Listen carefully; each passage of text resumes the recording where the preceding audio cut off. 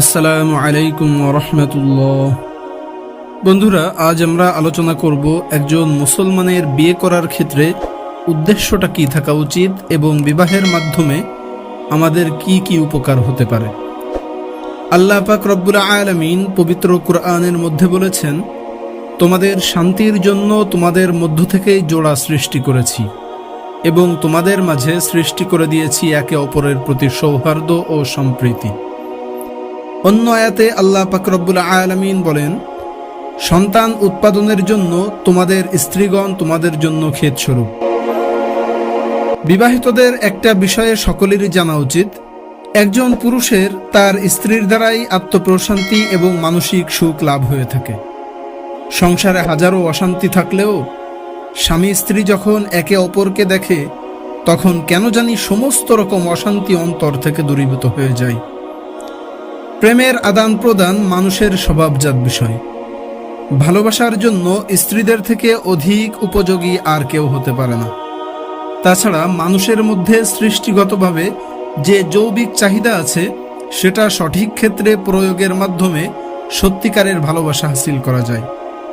এখন আমরা জানব আমরা কি নিয়তে বিবাহ করব। কালামে পাকের বক্তব্য অনুযায়ী বিয়েটা করা উচিত সংযত স্বভাব এবং স্বাস্থ্য ও বংশধারা রক্ষার উদ্দেশ্যে, এবং এটাই বিবাহের প্রধান উদ্দেশ্য।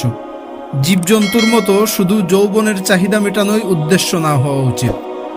এ সম্পর্কে কালামে পাকে ইরশাদ হয়েছে, আল্লাহ পাক তোমাদের জন্য যে সন্তান নির্ধারিত করে রেখেছেন, বিয়ের মাধ্যমে সেই সন্তানের সন্ধান করো। এবার আমরা জানব বয়সকালে বিয়ে না করার কারণে আমাদের কি ক্ষতি হতে পারে। বয়সকালে বিয়ে না করলে বিশেষ করে মহিলাদের জন্য সমাজের চোখে বিশেষ লাঞ্ছনাকর একটা বিষয়। তাছাড়া প্রয়োজনের সময় জৈবিক চাহিদা পূরণের ব্যবস্থা না থাকার কারণে বিপদগামী হয়ে দুনিয়া এবং আখিরাত ধ্বংস হয়ে যাওয়ার প্রবল আশঙ্কা থাকে। পুরুষেরা পরনারীতে আসক্ত হয় এবং মহিলারা সুদর্শন ছেলেদের নিয়ে কুকর্মে জড়িয়ে পড়ে। এটা অসম্ভব কিছু নয়। এজন্য আমরা যদি আশা রাখি যে আমাদের দুনিয়া এবং আখিরাত সুন্দর হোক, তাহলে আমাদের অবশ্যই বিয়ে করে নেওয়া উচিত। তো বন্ধুরা, ভিডিওটা আজকের মতো এখানেই শেষ করছি।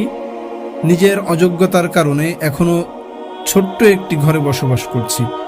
যদি মন চায় তাহলে আপনি আমার এই ছোট্ট ঘরের একটি খুঁটি হয়ে আমার ঘরটাকে একটু বড় করতে সহযোগিতা করবেন ইনশাআল্লাহ।